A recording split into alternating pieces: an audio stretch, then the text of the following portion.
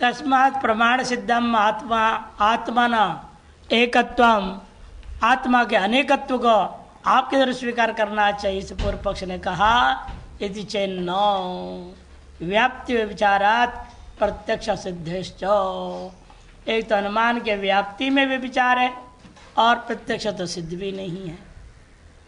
यत्र यत्र अहम प्रत्यभेदा तत्र तत्र आत्मभेद इति व्याप्तिर्व्यभिचरति, ये जो आपकी व्यक्ति है, जहाँ जहाँ अहम प्रत्यय भेद हो वहाँ वहाँ आत्मभेद होता है। यह व्याप्ति आपका ठीक नहीं, ये विचार ही है वो। क्यों कि अहम प्रत्यय भेद आपके अंदर स्वयं में देखिए, बचपन में जिस प्रकार का अहम प्रत्यय था, युवावस्था में जिस प्रकार का अहम प्रत्यय है, या वृद्धावस्था में जिस प्रकार प्रत्यय होगा, या जो आप अभी से वृद्ध हैं तो अपने आप देख सकते, तीनों अवस्था देख चुके हैं। अब बुढ़ापे में अगर बोलेंगे मैं शिशु हूँ, मैं युवा हूँ, ये नहीं बोल सकते। युवावस्था में बुढ़ा हूँ नहीं बोल सकते। परसठ में विचार ही होगे ना हम प्रत्यय, वही विस्तार समझा रहे। देखिए, शिशु कुमारो युवा वृद्धो अहम इति शैशवादि दशा भेदेन अहम प्रत्यो विद्यते। शिशुअवस्था, कुमारावस्था, युवावस्था, वृद्धावस्था इत्यादियों में अहम इत्याकारक जो प्रत्यय अभेद होकर व्यवहार होता है, शैशवादि दशा भेदेन अहम प्रत्यय का व्यवहार भेद होता हुआ देखने को मिला। तत्तदवस्था नाम भेदात, अवस्था का भेद होने से अहम प्रत्यय में भी भेद हो गया। कैसे? नहीं कौमारे शिशुरहमिति प्रत्यवस्थी, कुमार अवस्था में पहुंचने के बाद में अभी मैं शिशु हूं ऐसा कोई नहीं कहेगा। शिशुरहम इस प्रकार का प्रत्यय नहीं रहेगा।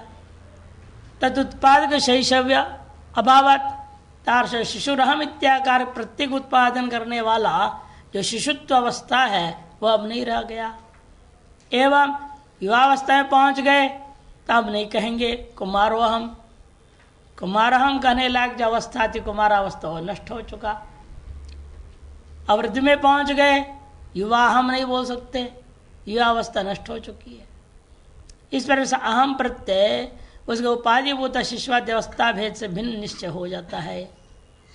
अहम प्रत्यय विद्यते, तथापि शैशवाद्यवस्थावतो अहम प्रत्यार्थस्य आत्मनो भेद दर्शनात् न प्रत्यक्षम प्रमाणम। फिर भी आत्मा में देखो फर्क नहीं पड़ रहा है। अहम प्रत्यय भले भेद हो रहा है, लेकिन मैं ही वह हूँ तो बोलेगा। जब बालक में मैं अनुभव करने वाला था वही मैं कुमारावस्था में था, वही मैं युवावस्था में, वही मैं वृद्धावस्था में। इसलिए अवस्था में से बोले अहम प्रत्यय में भेद हो गया, लेकिन आत्मा में भेद नहीं हो रहा है। यह आत्मा में अभेद ही सिद्ध होता है, प्रत्यक्षतः भी यह विचार हो गया। इसलिए व्याप्ति का शैशवाद अवस्थावतो अहम प्रत्यार्थस्य आत्मनो भेद अदर्शनात् न प्रत्यक्षम प्रमाणम। इसे प्रत्यक्ष प्रमाण तो हो नहीं सकता। न विशेषण भेदात विशिष्ट से भेद, विशेषण भेद से विशिष्ट का भी भेद हो जाएगा। आत्मा में भी भेद मान लो।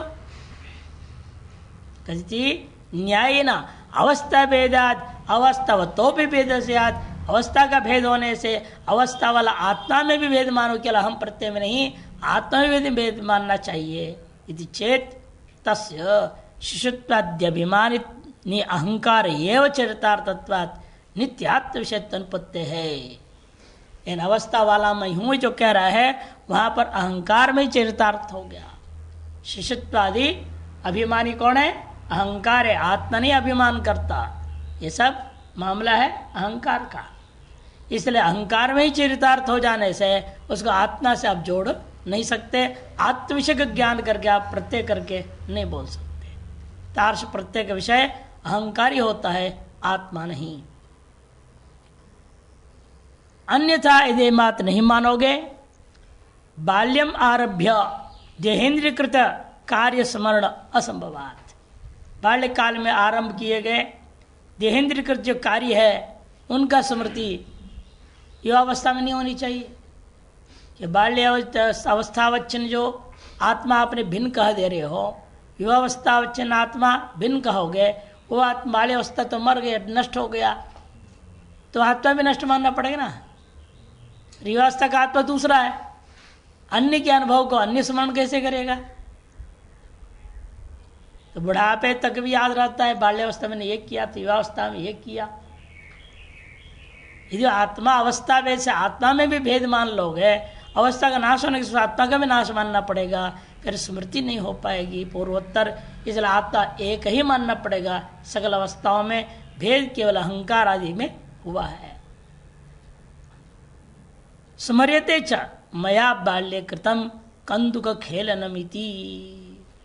मैंने मेरे द्वारा भी बाल्यकाल में एक कंदुक खेलनम मने कंदुक खेल मने गेंद से खेला हूं मैं।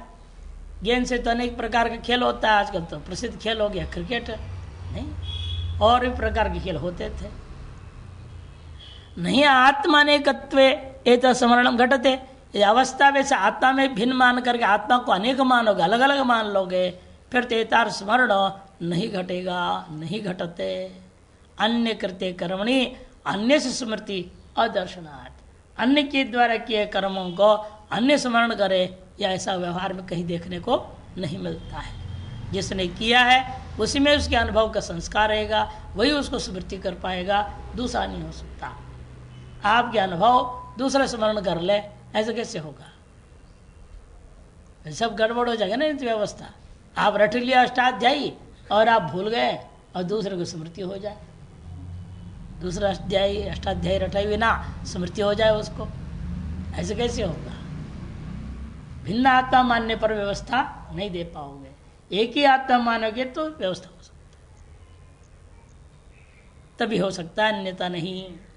यह तो बाल्यम आरभ्य वृद्धत्वावसानकम कृतं कार्यम स्मर्यते। इन बाल्यकाल से आरंभ करके वृद्धावस्था पर्यंत के जितने भी किया हुआ कर्म है वो सब उसको स्मरण में आता है। बहुत कुछ लगता है अन्य काल में हम भूल गए हों, इन मूर्छा काल में सारा हिसाब किताब सामने आ जाता है। भले आप अपने आप जितना ही बोलते रहे मैंने तो कोई पाप ही नहीं किया, जब मरने लगोगे पता चल सब पाप का लिस्ट सामने आ जाता है। कितने पाप किए हैं, कितना पुण्य किए हैं, ये सब सामने आता है। सामने आकर व्यवस्था प्रदान कर देता है, वह अगले जन्म आपका कैसे होगा। उस समय इस जन्म के ही नहीं, पूर्व जन्मों के भी किए पुण्य पाप कर्म जो फलोन्मुख होने वाले होंगे वे भी सब सामने आ जाते हैं। सब मिल करके अगले शरीर का अगला प्रारब्ध कर्म तय हो जाता है। इसलिए सबके सब उपस्थित होते ही हैं, सारे कर्म स्मरण में आ जाता है। तथा प्रत्यवेदन प्रत्यार्थ से भेदयति प्रत्यक्षम असिद्धम से प्रत्यय से भी प्रत्येक पदार्थ का भेद हो जाता है। यह भी आपका प्रत्यक्ष प्रमाण असिद्ध हो गया। व्यक्ति भेदाद आत्मविभेद अनुमानम अपि न सिद्ध्यति। व्यक्ति भेद से आत्मभेद हो जाएगा, यह भी आपका अनुमान खंडित हो जाता है। क्यों? व्यक्ति भेद देखो, स्थूल शरीर सूक्ष्म कारण देहानाम जागृत स्वप्न देहयोश्च भेद सत्यपि। स्थूल शरीर अभिमान को लेकर आप अलग हैं, सूक्ष्म शरीर अभिमान आप अलग हैं, कारण शरीर अभिमान करके आप अलग हैं। ये तीन आत्मा मानोगे तो जागृत आत्मा अलग हो जाएगा, स्वप्न आत्मा अलग हो जाएगा, सुषुप्ति आत्मा अलग हो जाएगा। तीनों व्यक्ति भेद हैं, अवस्था ही नहीं है, जागृत आदि अवस्थाएं साथ साथ इसको भिन्न व्यक्ति मानोगे। जागृत व्यक्ति अलग है। क्यों जागृत व्यक्ति अलग है स्वप्न व्यक्ति से? कि स्वप्न व्यक्ति आप देख रहे जगते ही बराबर मिथ्या हो जाता है, और जागृत व्यक्ति दिन प्रतिदिन बना रहता है, इसलिए सत्य मालूम हो रहा है ना। से दोनों व्यक्ति भिन्न हुए कि नहीं हुए? दोनों व्यक्ति भिन्न होने के बावजूद भी आत्मा एक है या नहीं? यदि आत्मा एक नहीं है तो स्वप्न का स्मृति जागृत में आत्मा को कैसे हो गया? स्वप्न आत्मा अलग है, जागृत आत्मा अलग है। उसने स्वप्न में आत्मा ने स्वप्न में जो अनुभव किया, ये जागृत आत्मा को स्मरण कैसे होगा? वही नियम है, जिसने जो अनुभव किया वही स्मरण करेगा। कोई दूसरा अनुभव करे, दूसरा उसका स्मरण करे, ये तो हो नहीं सकता। अच्छा, आपको मानना पड़ेगा जागृत आत्मा, स्वप्न आत्मा, सुषुप्ति आत्मा तीन अलग अलग नहीं है, एक ही है। एक कहते भेदे सत्य पे यदि भी जागृत शरीर अलग है, स्वप्न शरीर अलग है, सुप्त शरीर अलग है, अलग अलग होने पर भी अहम प्रत्यात्मनो, वह अहम प्रत्यात्मत जो आत्मा है उसे भेदाभावात नानुमान सिद्धि, वहाँ भेद नहीं है। इसे व्यक्ति भेद से आत्मभेद यह अनुमान भी आपका सिद्ध नहीं हो सकता। श्रुतिस्तु, और जो श्रुतियां उसने दी, देवताओं का नाम भेद दिया ना, अदितिर देवा गंधर्वा इति आत्मोपाधि भेदान वदति न तो आत्मभेदम, वहां भी केवल उपाधि भेदों का वर्णन है। गंधर्वादि क्या है, देवतादि क्या है, उपाधि भेद है। उपाधि भेद मात्र का वर्णन हो रहा है। जैसे यहाँ पर देवदत्त दृष्टदत्त आदि अनेकों नाम से हम उपाधि भेद देख रहे हैं, उसी प्रकार से वहां भी उपाधि भेदों का मात्र वर्णन हुआ है, आत्मभेद से सिद्ध नहीं होता। सर्वत्र चैतन्यस्य एक रूपत्वात्, कि सभी में चैतन्य एक रूप है, न आत्मभेद उत्पत्ति, इस आत्मभेद को आप किसी प्रकार से उत्पन्न नहीं कर सकते। तो देव गंधर्व मनुष्यादि देह सर्वे जागृत स्वप्न देहवद आत्मनो भोगायतनानि एव न तो आत्मभेद द्योतका। इसे देव गंधर्व मनुष्य जो शरीर उसी प्रकार जैसे जागृत शरीर सब शरीर आपके सूक्ष्म शरीर आदि में आत्मा का भोग मात्र के लिए भेद आए हुए, उपाधि भेद आए हुए हैं, वास्तव में इनसे आत्मभेद की सिद्धि नहीं हो सकती। यथा स्थूलादि देहेर एकसेव आत्मनो भोगो विद्यते, स्थूलादि देह के द्वारा एक ही आत्मा का अपना भोग स्वरूप भिन्न भिन्न हो जाता है। जागृत में जिस प्रकार का भोग है, स्वप्न में भी आप ही भोग रहे हैं, लेकिन अलग प्रकार का भोग होता है। मांडव्य उपनिषद में आता है ना, ये स्थूल भुक है, वो सूक्ष्म भुक है, सुषुप्ति में आनंद भुक शब्द प्रयोग हुआ है। और यहाँ आप खा पी के सोए हो, वहां भूखे रहेंगे, ये भी हो सकता है। और यहाँ भूखे सोए हैं और वहां देख रहे हैं आपको भंडारा मिल रहा है, बढ़िया खा रहे पी रहे। विपरीत भी देख सकते, कोई जरूरी नहीं कि यहाँ आपने खा पी के तो वहां भी खा पी सोए का ही आप देखोगे क्या स्वप्न, कुछ भी हो सकता है। इसे स्पष्ट है ये सब भोग आयतन मात्र ही है, और भोग भी अलग अलग होता है। भोग भिद्यते तथैव देहादि देवादि देहैरपि अतो देवादि देहा भोगायतनानि भवन्ति, से देवादि देहों के द्वारा भी भोग भेद होने होता है, आत्मभेद नहीं है। इसे देवादि देह भी केवल भोग के आयतन मात्र ही है। यथा तेषु रूप तेज स्वभावादीनाम एव भेद दृश्यते न तो चेतनस्य, उनके रूप तेज स्वभाव आदियों का ही भेद आप देख सकते हो। वास्तव में आत्मा में जो चेतन में कोई भेद नहीं दिखाई देता है, वह भी औपाधिक भेद है।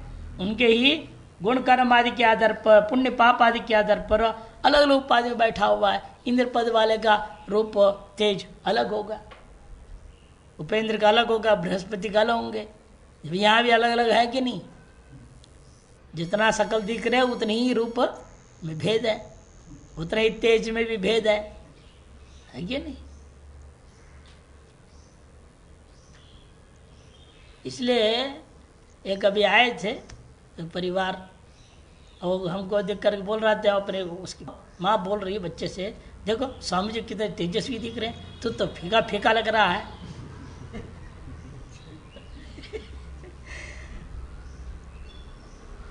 तो याद आता है ऐसी पंक्तियां तब। अरे तो औपाधिक भेद है, चैतन्य में तो वो और हम एक ही तो है। वेदांत समझाएंगे तो ना वो समझेगी ना बेटा समझेगा।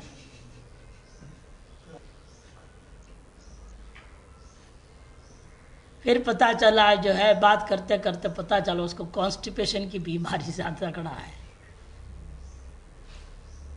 तो इसी वजह से फीकापन है, तेज नहीं है। तो इस तरह से जो है ये तो रूप लावना, ये सब औपाधिक है, अपने पुण्य पाप कर्मों के अनुसार है। आत्मा तो एक ही, चेतन में कोई अंतर नहीं, चेतन एक है, प्रकाशकत्व तो उसके अंदर है। अब जो है स्फूर्ति है वो एक स्वरूप ही है। यथा तेषु रूप तेज स्वभाव आदि नाम एवं भेदो दृश्यते न तो चेतनस्य, तथैव आत्म विषय को अहम अस्मित्यहम प्रत्यय सदैव एक रूपो भवति। इसलिए अहम अस्मि इत्याकार जो अहम प्रत्यय चाहे किसी भी उपाधि में हो सदैव एक रूप ही रहेगा। हाँ, सदैव हो, सदा एव एक रूप हो, कोई दिक्कत। हाँ, सदा एक रूप ही होता है। अहम अस्मि चाहे देवता बोलेगा, चाहे आप बोले, चाहे हम बोले, कोई भी बोले, अहम अस्मि बोलेंगे। ये हिंदी वाला वो सब में फर्क पड़ेगा, वो की करता है, करती है, बोलता है, बोलती है, यहाँ फर्क पड़ जाता है। इन संस्कृत में तो फर्क नहीं पड़ता है। गच्छति, गच्छामि, यही सब बोलेंगे। क्रियापद को लेकर फर्क नहीं दिखता है। जब तक कर्तृत्व नहीं आएगा तब तक नहीं बोले। कर्ता में फर्क हो जाएगा। स गच्छति, सा गच्छति, यहाँ फर्क पड़ेगा। कर्तृत्व के बिना क्रियादि को लेकर कहीं भी, चेतन को लेकर कहीं व्यवहार में कोई भेद नहीं है, एक आकार प्रत्यय होगा। तेन व्यक्ति भेद प्रतिपादन परैव श्रुतिर न तो आत्मभेद प्रतिपादन परा इति सिद्धम। इसे निष्कर्ष निकला व्यक्ति में उपाधि भेद का ही प्रतिपादन पर को सारी श्रुतियां हैं। पुराण के श्लोक भी जो दिया तो वो भी ऐसा श्रुति स्मृति आदि है। न तो आत्मभेद प्रतिपादन परा, आत्मभेद के प्रतिपादन पर नहीं होते श्रुति स्मृति इति सिद्धम। तथा पुराण वचन, जो पुराण वचन दिया तो उसने वो भी वैसे ही है। यथैकस्मिन्नेव देहे अवयव भेद उपाश्रित्य शिरः करः पाद इत्यादि व्यवहारः तथा आत्मैकत्वेपि व्यक्ति भेद उपाश्रित्य त्वम अहम अयम इत्यादि व्यवहार सिद्ध्यति।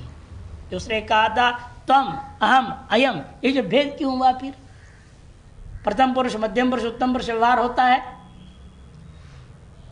ये भेद नहीं है तो व्यवहार भेद कहाँ से आ गया? तब कहते ये भी भेद वास्तव में उपाधि की है।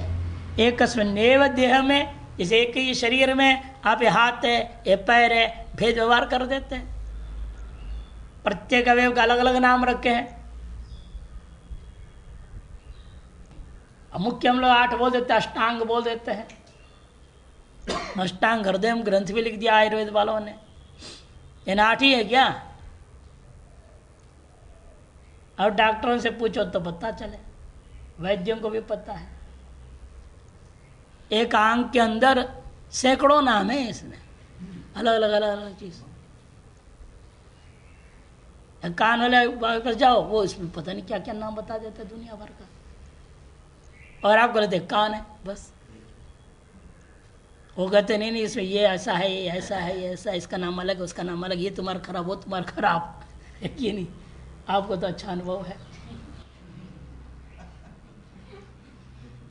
हम यहाँ के डॉक्टर पास गए, हमको अनुभव है। तो हर के पास जाओ तो नाम सैकड़ों हैं इसमें भी, लेकिन हम प्रधान रूप में 7-8 गिन लेते हैं। और अष्टांग बोलते, शर साष्टांग प्रणाम किया, शिरः सहित साष्टांग, साष्टांग, अष्टांग मान लिए। प्रत्येक नाम अलग है, लेकिन शरीर फिर भी हम बोलते मेरा एक शरीर है। उसी प्रकार आत्मा एक होने पर वैसे व्यवहार भेद हो जाता है। एकस्मिन्नेव देहे अवयव भेदम उपाश्रित्य शिरः करः पाद इत्यादि व्यवहार हो तथा आत्मैकत्वेपि व्यक्ति भेदम उपाश्रित्य, व्यक्ति भेद को आश्रय करके तम अहम अयम इत्यादि प्रथम मध्यम उत्तम पुरुषों का व्यवहार क्रिया आदियों में किया जाता है। न आत्मभेदस्तु अपेक्षते, एतादृश व्यवहार भेद करने के लिए आत्मभेद की अपेक्षा नहीं है। एवं व्यवहार सिद्ध, इस प्रकार व्यवहार जब सिद्धि हो गई, उसे अर्थापत्ति प्रमाण दिया, वो भी खंडित हो जाता है। अन्यथा अनुपत्ति असंभवात न अर्थापत्ति प्रमाणम, अन्यथा अनुपत्ति नहीं रह गया, अन्यथैव उपपत्ति हो गया। हमेशा अन्यथा अनुपत्ति माने अर्थापत्ति प्रमाण का खंडन किस प्रकार से की जाती है? 3 प्रकार से होता है ना। अन्यथापि उपपत्ति, अन्यथैव उपपत्ति और अर्थभाद, ये 3 प्रकार से अर्थापत्ति प्रमाण का खंडन होता है। यहाँ पर अन्यथैव उपपत्ति से, अन्य प्रकार से ही उपपत्ति होगी भेद व्यवहार का। आत्मभेद माने बिना ही अन्य प्रकार से अवयव भेद, अवस्था भेद, शरीर भेद, उपाधि भेद इत्यादि के माध्यम से ही व्यवहार कर्तव्य सिद्ध हो सकता है। इसलिए आत्मभेद मानने की कोई जरूरत नहीं है। इस अर्थात प्रमाण से भी आत्मभेद सिद्ध नहीं हुआ। यत्तु असत्य आत्मवेदे सुख दुख का व्यवस्था न सिद्ध थी। अंतिम सरक प्रहार किया था, फिर सुख दुख का व्यवस्था कैसे होगा? एक ही आत्मा है, फिर आपका सुख अलग, उसका सुख अलग, इसका दुख अलग, उसका दुख अलग, कैसे हुआ? कहा था ना, एक के सुखी अंदर सब सुखी, एक तो सब दुखी है, सब दुखी, एक हाथ उठावे सारे दिन सब हाथ उठावे, ऐसे ऐसे बोला था उसने। ये कैसे कटेगा? एक आत्मा होगा तो सगल एक आत्मा के द्वारा जो निर्देश है वो सबके लिए बराबर हो जाएगा ना फिर सगल उपाधियों में। कभी आत्मा एक होने पर भी आत्मा ने निर्देश देता है ना आदेश देता है, उसके व्यवहार से किसी कोई संबंध ही नहीं है। ये सब खेल मन बुद्धि अहंकार का है, और मन बुद्धि अहंकार सबका भिन्न भिन्न है, अतएव सुख दुख भी भिन्न भिन्न सिद्ध हो जाता है।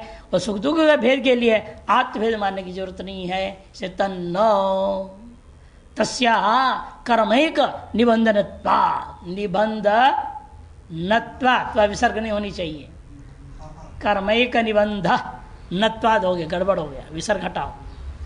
तस्या माने वो जो है सुख दुख आदि की जो व्यवस्था, स्त्रीलिंग है तस्या सुख आदि व्यवस्थाया कर्मैक निबंधनत्वाद, एकमात्र कर्म ही उसका हेतु है, आत्मा से कोई लेना देना नहीं।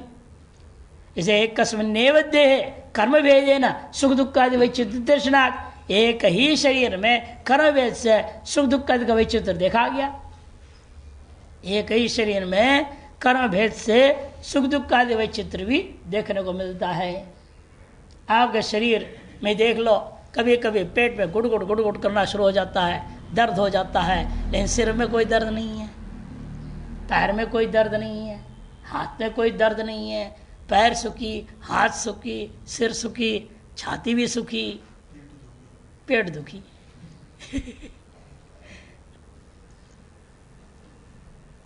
और कई बार होता है, कई जगह चोट लग गया तो इधर दर्द उधर दर्द उधर दर्द उधर दर्द होते रहते कि नहीं होते रहते। कई हिस्सा दुखी है, कई हिस्सा सुखी भी रहते हैं उनमें, एक ही शरीर में देखने को मिलता है। इसलिए कहते हैं कि ये सब क्या है, तत्त अंगों का भी भोग का कर्म का काल आ गया, तद्रे ताद्रूप हो जाता है। कर्मैक निबंधनत्वाद एक शून्यवद है कर्म भेदन सुख दुख आदि वैचित्र दर्शनात्, सुख दुख और पुण्य पाप कार्यत्वेन, कि सुख दुख जो है पुण्य पाप का कार्य है, इनका आत्मा से कोई लेना देना नहीं है। तद भेदात भोक्तृभेदात च, इस तार पुण्य पाप कर्म का भेद होने से कार्यभूता सुख दुख में भेद हो गया, और उसे भोक्तृभेद ही मान लेते हैं, सुख दुख का व्यवस्था पपत्य है, और भोक्ता का भेद होने से भी सुख दुख आदि में भेद हो गया। इसलिए मैं आत्मा में भोक्तृत्व नहीं मानते सांख्यों के समान। सांख्य तो आत्मा में भोक्तृत्व मान लिया। ये सब पूर्व पक्ष कौन है? या न्यायिक आदि है। न्यायिक आत्मा को कर्ता मानते हैं, आत्मा में सुख दुख मानते हैं। एक आत्मा है तो एक ही सुख है ना, दुख एक ही होगा, भिन्न भिन्न कैसे हो गया? तो आत्मा में सुख दुख है ही नहीं। उसका निमित्त कारण भी कर्म है, कर्म भी वहाँ नहीं रहता। सब कुछ कहाँ रहता है? हमारे यहाँ अध्यास में पड़ा हुआ है, अविद्या माया में पड़ा रहता है सारी चीजें। इसलिए कहते हैं कि भाई हमारे यहाँ सब आपत्ति नहीं होता, और भोक्तृभेद भी हमारे क्या है? बुद्धि में भोक्तृत्व है, आत्मा में तो है ही नहीं।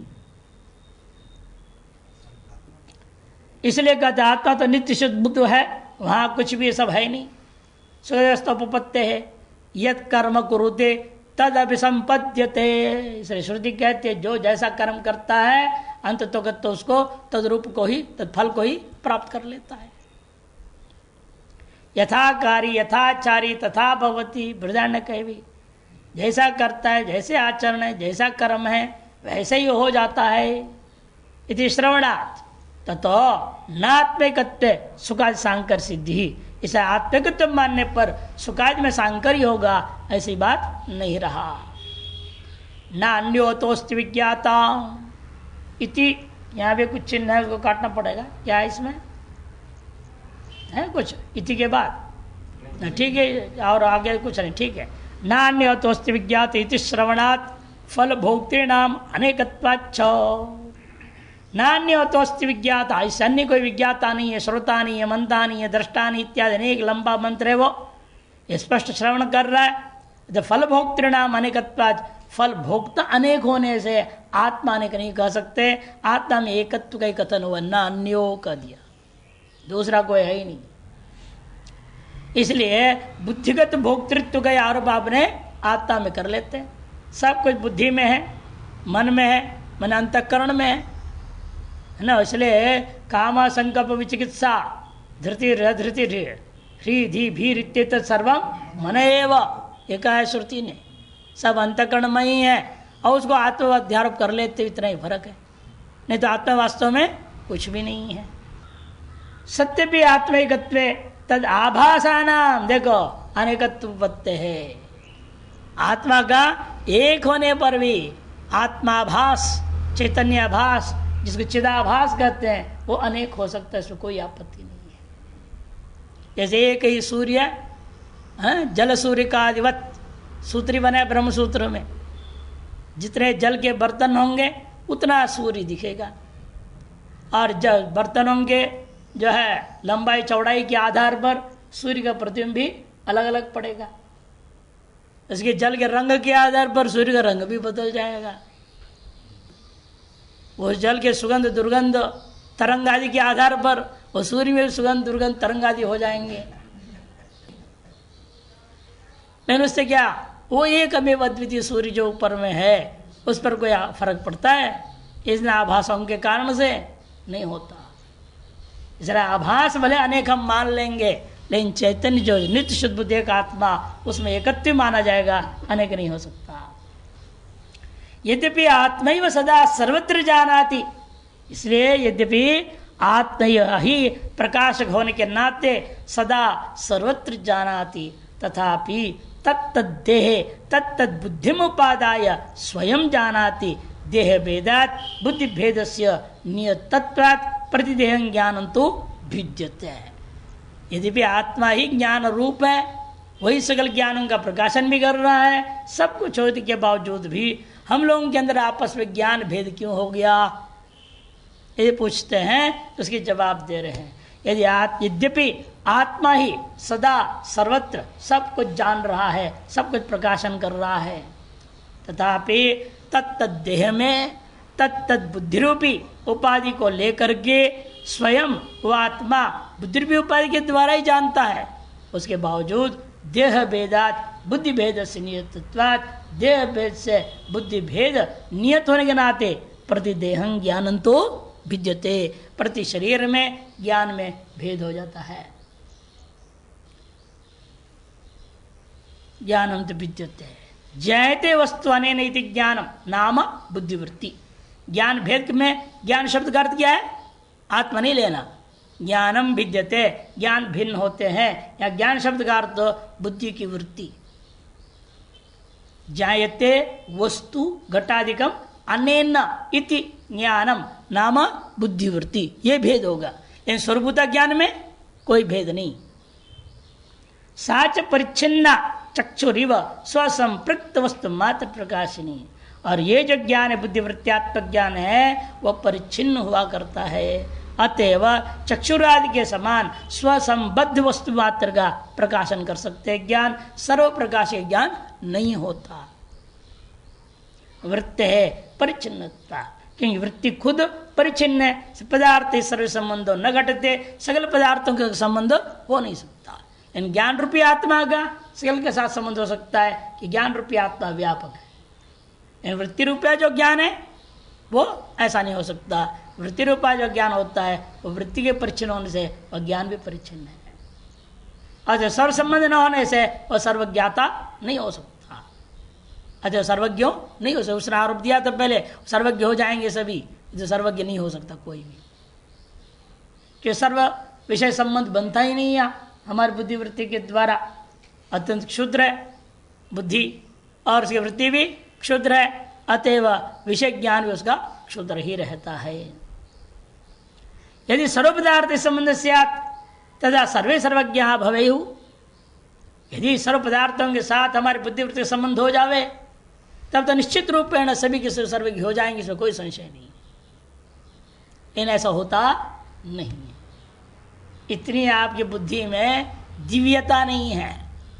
इसे भगवान कृष्ण अर्जुन को भी क्या कहा है, दिव्य चक्षु मैं तुम्हें दूंगा, इस चर्म चक्षु से तुम मुझे नहीं देख सकते।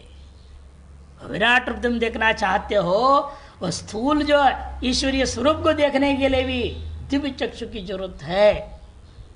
तो सर्वव्यापक तत्व को जानने के लिए तो कैसी बुद्धि चाहिए, दृश्यते तो अग्रया बुद्धिया सूक्ष्मया सूक्ष्मदर्शी भी। इसलिए श्रुति ने कहा केवल दिव्य से भी नहीं होगा, अति सूक्ष्म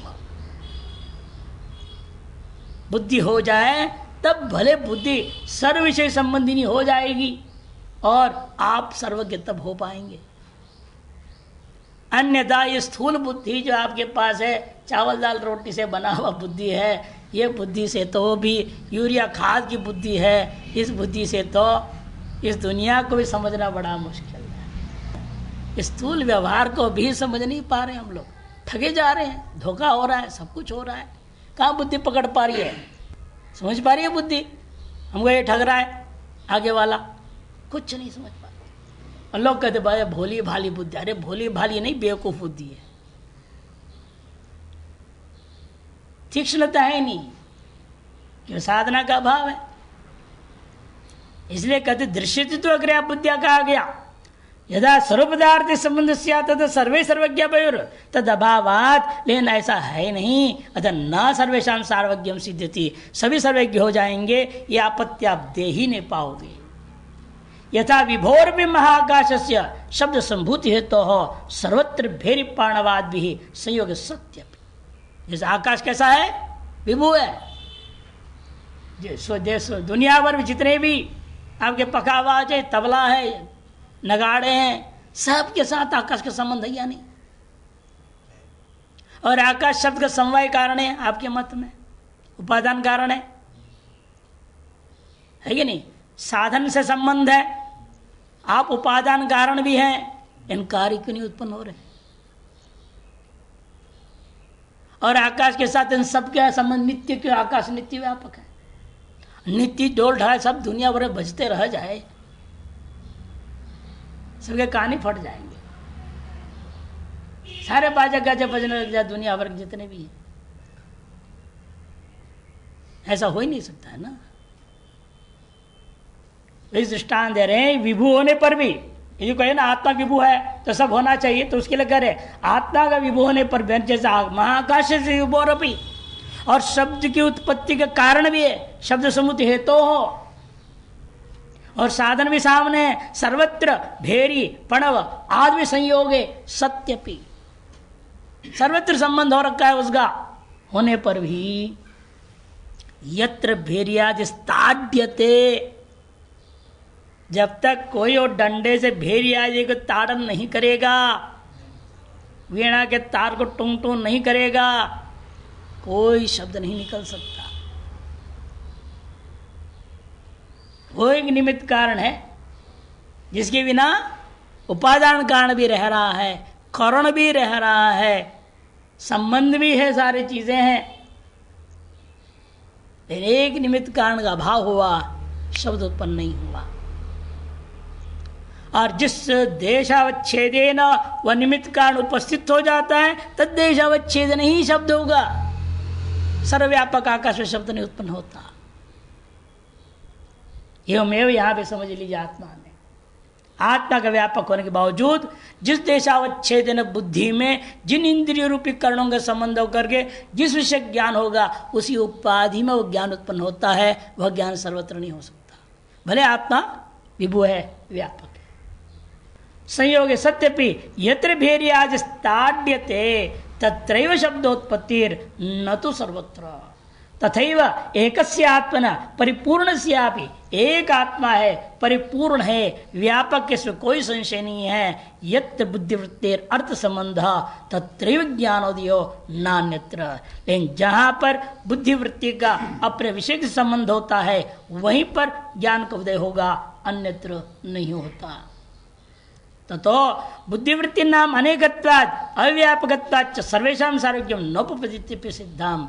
इसलिए निष्कर्ष निकला बुद्धिवृत्तियां अनेक होते हैं, वृत्ति नाम अनेकत्वाद, और अव्यापकत्वाद अव्यापक होने से भी सभी के सभी सर्वज्ञ कभी भी नहीं हो सकते हैं। सर्वेषां सार्वज्ञम नोपपद्यते इति सिद्धम। ततः किंचित ज्ञानपि प्रति प्रवृत्ति निवृत्ति हेतुत्वाद विधि निषेध शास्त्रनपि सार्थकम एव उपपन्नम भवति। इसे यह भी निष्कर्ष निकल गया साथ साथ, यदि पूर्व पक्ष ने यह कहा ही नहीं था, यह सिद्धांत अपनी ओर से जवाब दे दे रहा है। इसे किंचित माने अल्पज्ञ लोग अनंत हो गए कि नहीं हो गए, उपाधि वेदात चिदाभास की अनंतता से अल्पज्ञ भी अनंत हो गए। किंचित के प्रति ये जो प्रवृत्ति निवृत्ति परक का कारणीभूता धर्मशास्त्र वेद आदि हैं वो भी सार्थक हो गए। एक आत्मा सार्थक नहीं होगा ये नहीं कह सकते हैं। आत्मा का औपाधिक भेद से भेद मान करके उनके लिए सारा वेद शास्त्र सार्थक हो जाएगा। किंचित ज्ञान प्रति प्रवृत्ति निवृत्ति हेतुत्वाद विधि निषेध शास्त्राणाम सार्थकम एव उपन्नम भवति। प्राणिनाम सर्वज्ञत्व भावस्य प्रतिपादितत्वात् वेदांत श्रवणजन्य ज्ञानेन प्रत्येक भिन्नम परम ब्रह्म स्वात्मना यो जानाति तस्य मुक्तिर नेत्रस्य। एक मुक्ति सब मुक्ति होंगे, ये जो दोष दिया था वो भी दूर कर रहे हैं, ये भी नहीं हो सकता।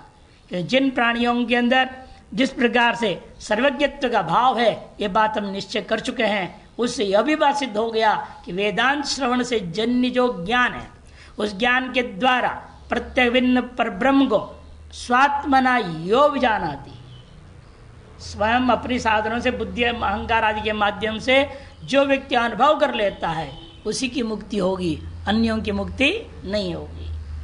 तथा च श्रुति, इसे श्रुति भी कहती है तद्यो यो यो देवानां प्रतिबुध्यतो स एव तद अभवत् तथा ऋषीणाम तथा मनुष्याणाम इति बृहदारण्यक उपनिषद का है।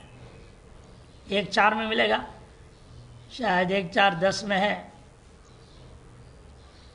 तद यो यो देवानाम प्रति जो जो देवताओं में इस आत्मा इस ब्रह्म को प्रतिबुद्धता जो है ब्रह्माकार प्रति अखंडाकार की तरह अनुभूति में ले आ चुका है, सैव वही देवता उन देवताओं में तद अभवत्व ब्रह्म हो जाता है।